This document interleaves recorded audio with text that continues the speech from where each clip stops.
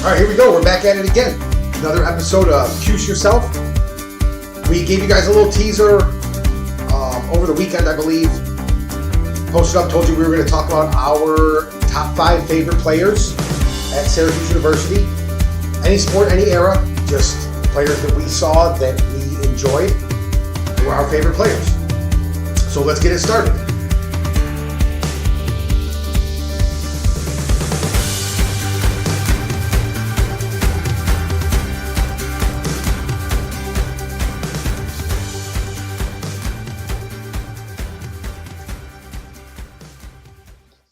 All right, here we go.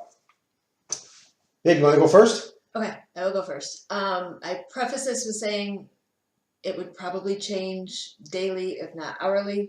A few of them anyways. And mine are all basketball and football related. As are mine. I did almost have a lacrosse. He made my honorable mentions. Yeah, if 10 years from now, there would probably be at least many women basketball players. But as far as my longevity of the love of the university, most of my time has been spent with basketball and football. So my top 5, actually 6, are from those 2 sports. Saying that, then I don't mean to interrupt you. I'm surprised that a women's basketball player from this year did not make your list. She had to be close. Indeed. Emily? Yes. Yeah. Very close. I figured that one was really close to making your list. Yeah, she was definitely in my mind as far as when I made the list. But some of them went more of the longevity of my love, and then some of them impactful, and on both myself and what I feel about the university. So certainly, Emily, if you ever happen to see this video, you were on my mind. But as far as the top 5, not today. All right, so give me number 5. Right. So number 5, Rob Long. And we did not tell each other we do not know our what lists. our top 5 was going to be. And I thought this one might throw you for a little bit of a loop.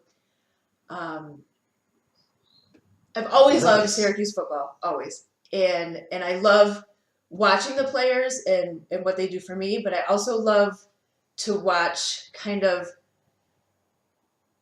if I can see a little bit of their love for the university.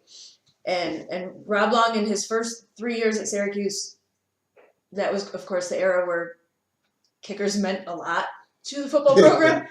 And then, of course, his senior year, we were starting to kind of make a little bit of a run halfway through the season, thinking things were going to look good.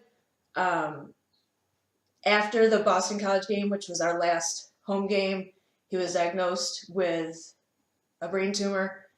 He ended up, imminent surgery, so he has the surgery. We make the Pinstripe Bowl, the inaugural Pinstripe Bowl, which at that time was the best thing happening for us. And 13 days after he had surgery, he was on the sideline, wrapped up in post-surgery stuff, not knowing what his outcome was going to be, not knowing what treatment was going to lie ahead, and was at that game on the sideline rooting for his kids, his love, his brothers, and we ended up winning. And I would like to think a lot of that had to do with the fact that the kids that were still on the field had a bit of let's do it for Rob mentality. That's awesome. So number that's 5 a good one. I like that one. And definitely threw me. I did not, I should have, knowing you the way I do, I should have probably put some thought into that. Yeah, now he's a director for Uplifting Athletes, which is a huge thing around here too. Awesome. So yeah, he's good number 5. Thank you. I'm not nearly as cool as you are. Goodness gracious. My number 5 is actually a late scratch. Right before we sat down, I changed my number 5. I have an honorable mentions list that has about 13 names on it and could have been interchangeable at any given time at the end. My top 4 are locked in place. So now, after a late scratch, my number 5 is Marek Dolezaj, who was a late addition. His freshman year, we started watching him, and I love everything about this kid and the way he plays the game. Everything. I'm a fan of basketball in its purest form, which I believe is played better overseas than it is here in America. Call it what you will. European players play a different style of basketball, and it's more enjoyable for me. And I love the way the kid plays the game. I love the heart he puts out there. I love the hustle. He's on the floor. The kid just gives it everything he's got. There's no way that somebody who's 6'11 and 123 pounds should be playing center in big-time Division I college basketball, and nothing scares him. And when he finishes his career here at Syracuse and he moves on, one of the things that everybody who loved him will always remember is the charge he took against Zion this year. There weren't many people standing in front of Zion Williamson this year, and the doctor just didn't care. He didn't care. He took that charge. He stood up. He reminds me of a guy who's also on my honorable mentions list, of Christoph Anjanat, who I adored while he was here. But I think the doctor's a little more skilled in his basketball game. So that's my number 5 is Marek Dolezaj, the doctor. Nice. On to 4. All right. 4, I have a tie. Wait. Yes. So you have 6. I do have 6. So you're a cheater. I am. Heard. But that's all right. All right. Give me your tie at 4. All right. So my tie at 4 is O'Shea. Mm-hmm. Because, as I mentioned in the previous video, he means a lot to my growth in Syracuse Athletics. He was, like I said before, was the first kind of kid that I followed way before he ever came here, and will continue to follow in everything that he does, and I wish him all the best in what we've come to find out in the last couple of days with him. And I don't know, I've just really enjoyed watching him play. I think that he has brought a lot to our basketball program at this point. And so he is one of my number 4. And your other one? My other number 4 is Silent G. Silent G Good was choice. a rock star. How can you not love somebody who leaves Duke and comes to us first and foremost? My main reason, and for those who know me, this won't come as a surprise at all, my main reason for putting him in my top 5 was what he did after the Virginia game and the tournament when we beat Virginia. And he took time out of his celebration to walk over and give London Prentice a pat on the back. I wasn't sure if you were going to get the name. It was. Yeah. London Prentice, who was slouched over in his seat after the loss. Right, because he was a senior. Yeah, he was a senior. That was the end of his career at Virginia. And class act was Silent G.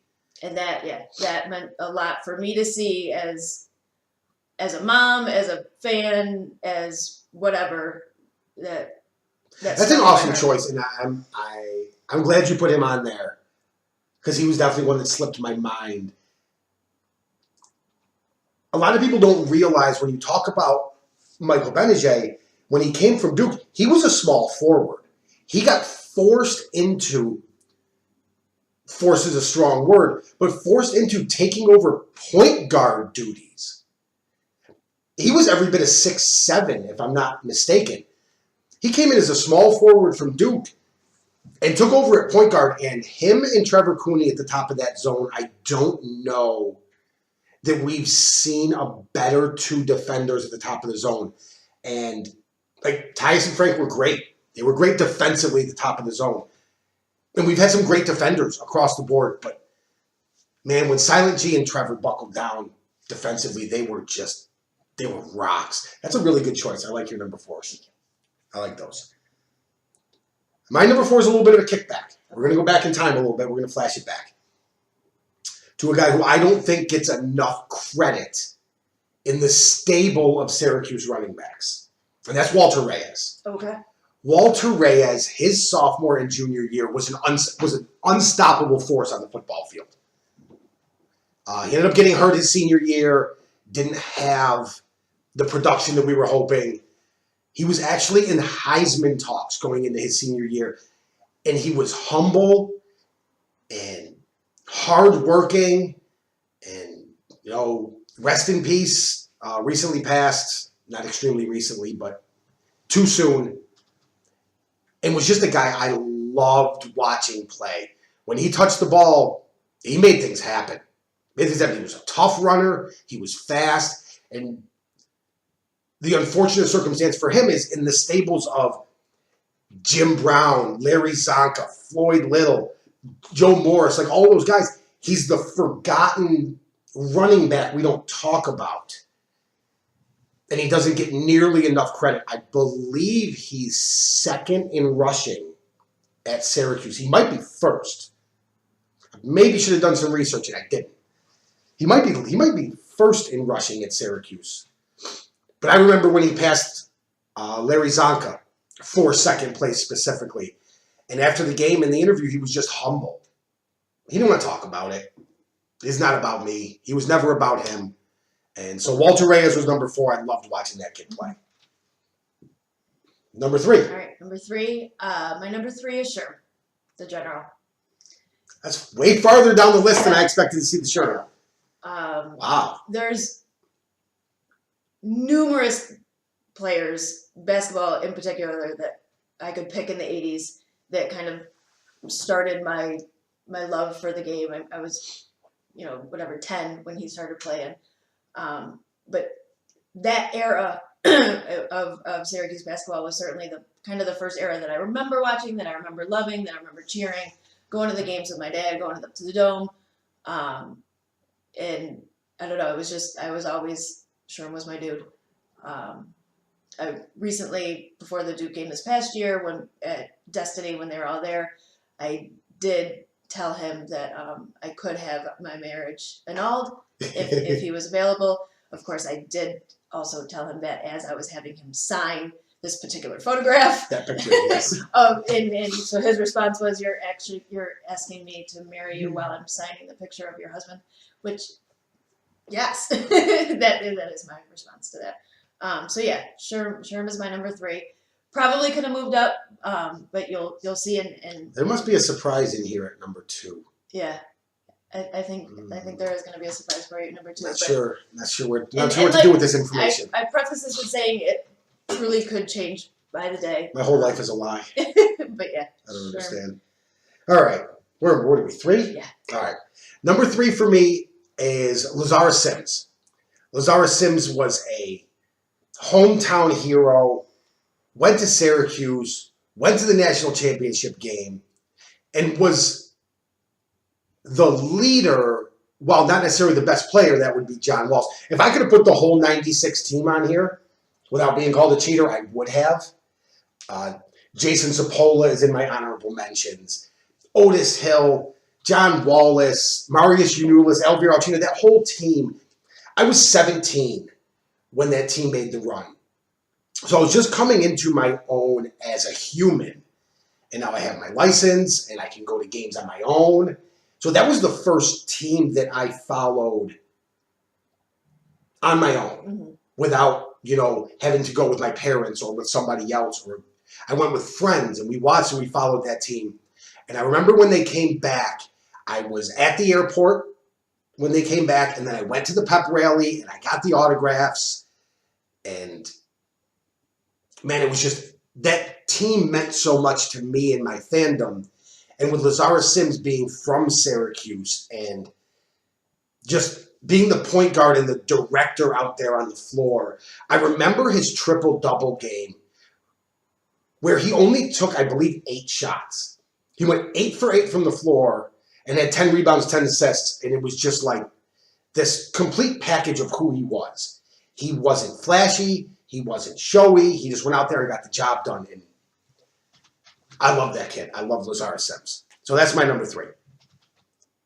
So tell me about 2. All right, you ready? Tell me a story. All right. My number 2, he has impacted me. It's a recent player. Impacted me and impacted the next level in which, dare I speak for both of us, want to see our fandom becoming. We have always loved this university. We have always loved, going to the games and getting involved and being excited. But this particular player is has allowed me to bring it to the next level. My number 2 is everybody's favorite upside down quarterback, Matt Keller. Okay. Just the most incredible human being ever. Zero reason this kid has to pay any attention to any of my ridiculous antics.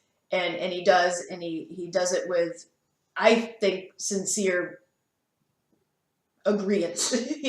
He allows me to be the crazy fan that I am. Oh, he's a sincere kid. He's a great kid. And as well as an incredible athlete.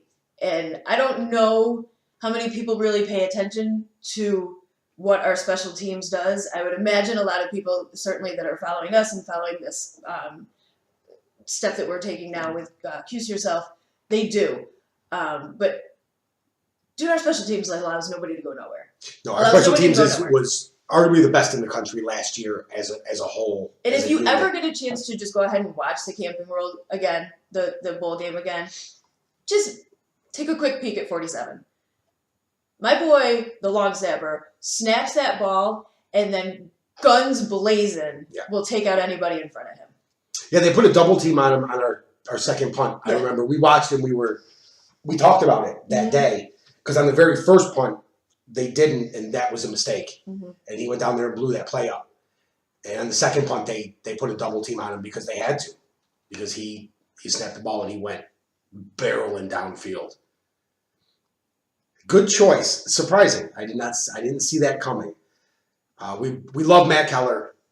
That kid is he went through a lot in his senior year with the injury at Clemson. To come back from that in time for the Camping World Bowl.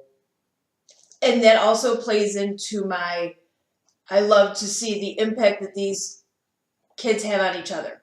Because had we gone to so obviously the Camping World Bowl and then the New Year's Six after that. Had we finished in a position where the bowl game would have been before the Camping World Bowl or before the Camping World, he would not have played. Right.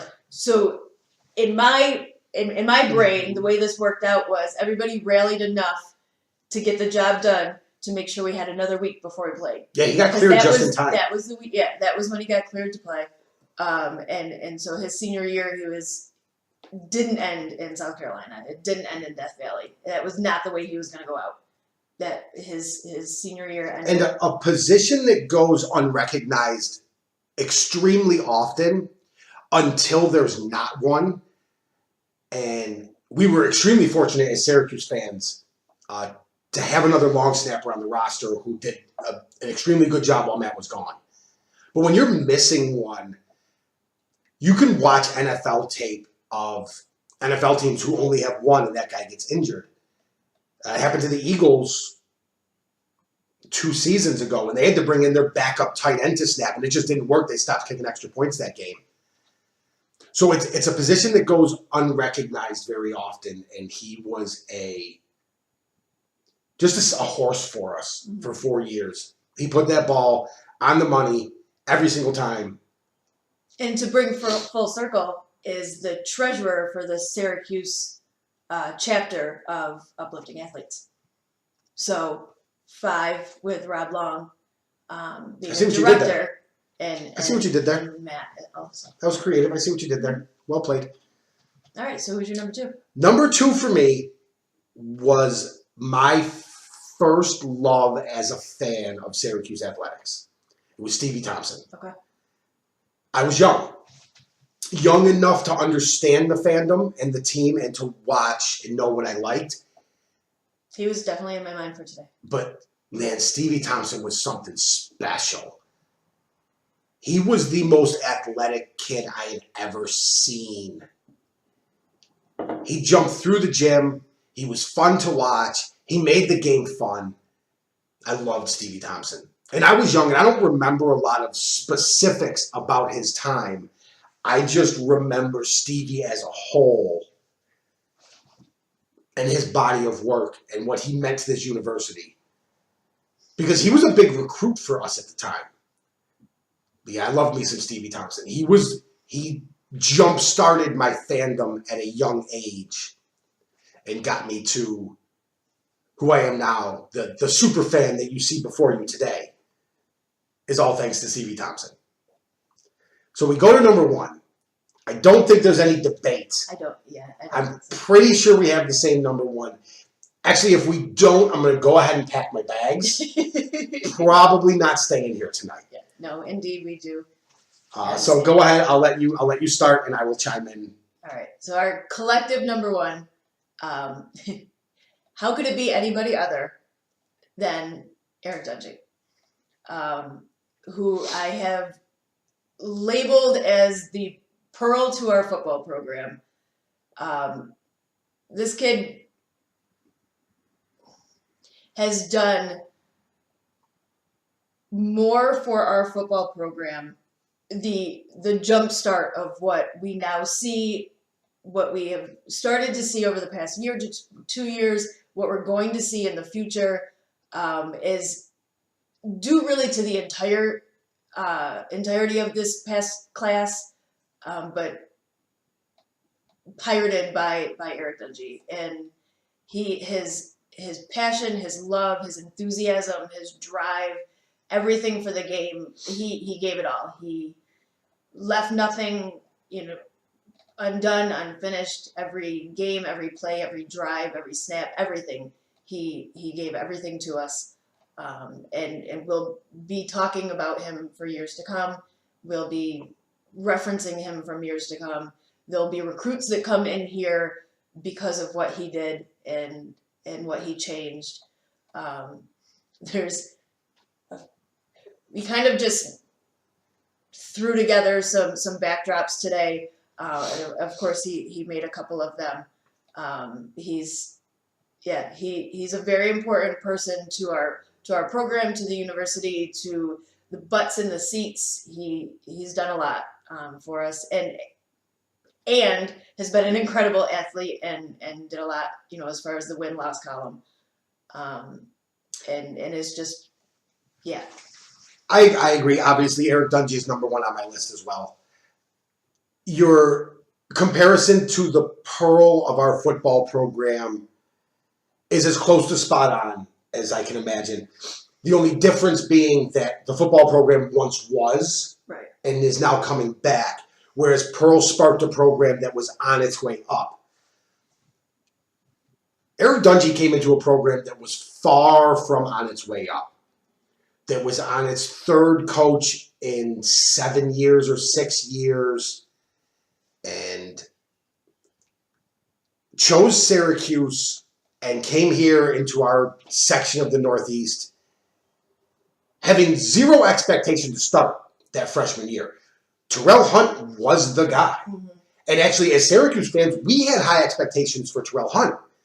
He was athletic and big and strong. And then on the 3rd play of the opening game, or I exaggerate, it might have been a little later than that, but not much, Terrell Hunt goes down with that knee injury, and it has been all Eric Dungy for 4 years since then. He broke every record imaginable at Syracuse. He put up every number you could ever imagine. He worked as hard, if not harder, than anybody else out there. Mentally got through a bunch of injuries that happened because there's no play he doesn't finish off. Sliding's not really a thing for Eric Dungy. And for me, as a former player and a former athlete, that's how I played. Everything. Everything was all out all the time till it's all dead and blood on the field. Nothing else mattered. And that's how he played. And I respected that since he came in his freshman year. And there were a few games in the span that I felt were winnable games if Eric Dungy was on the field. One of those being the 2015 LSU game that we were at. And Dungy had gotten hurt. And I believe Austin Wilson was the immediate backup who had gotten hurt. Yeah. And walk-on Zach Mahoney came and did a tremendous job. But I can't help but think in that close game, if we had Eric Dungy, we beat LSU at home that year. Right. Those are signature-type wins, and those are the things that Eric Dungy brought. And he brought it with humility. He did. He brought it. He was humble, and he brought it with humility. And we've been fortunate enough to meet and speak with him on a few occasions, and he's just a good kid and humble and works as hard as anybody. And I'm really, really looking forward to seeing him lay it all out on the line and make that Giants roster. I know he's got an uphill battle in front of him. Like, this isn't a gimme. But they liked him enough to bring him in and give him some opportunities at different places. And I think if you're in a competition at preseason against Eric Dungy, your odds are not good at any position. I don't care where they put him. I don't care if they put him in special teams. I don't care if they put him at tight end. I don't care if they put him at quarterback. I think the value he brings should be enough to make a roster. I'm really hoping. I know that I'm completely biased. I am 100% biased. You don't have to tell me that. We know this information, and it's okay.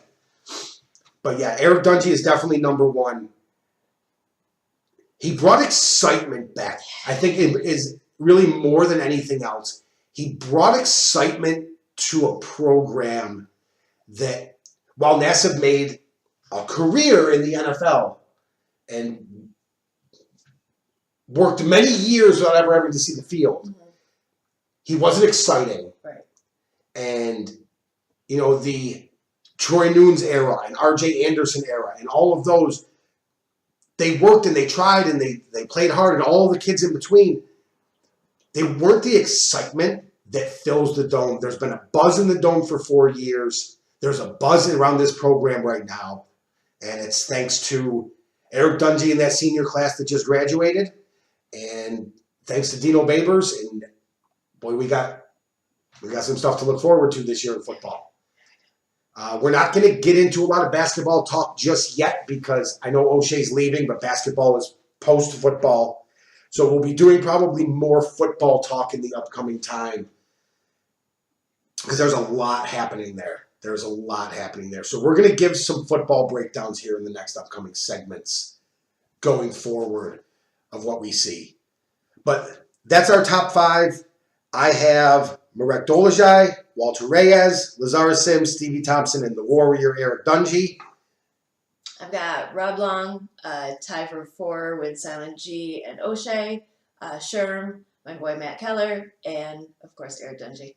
I know there wasn't really a lot of me going at Chris, which has been requested of me. I didn't do anything wrong. Right. It's can we wait till I do something wrong? Not typically, but but definitely share with us what maybe your top 5 might be, or what you think about our top 5. Tell us what you want to hear. Give us ideas of what you'd like us to talk about in the future. This is just our takes on Syracuse as we see it. And unfortunately for you guys, we don't argue much about Syracuse. Much. Yeah. Sometimes. Only when you're wrong. Which is every now and again. But like and subscribe to us on YouTube. Follow the blogs on thepulp.blog. Where else? Everywhere else. We are currently on Spotify. I have not checked iTunes to see if we're up yet. I assume we are at this point. It's been a little over a week. We might be on iTunes at this point. But follow us everywhere. Share it out there. Get it on your Facebook page. Let everybody see it. Let's get more people, more Syracuse fans involved. Give us your top 5 underneath in the comment section, whether it's on YouTube or Facebook or wherever you see this. And go Cuse, bleed orange.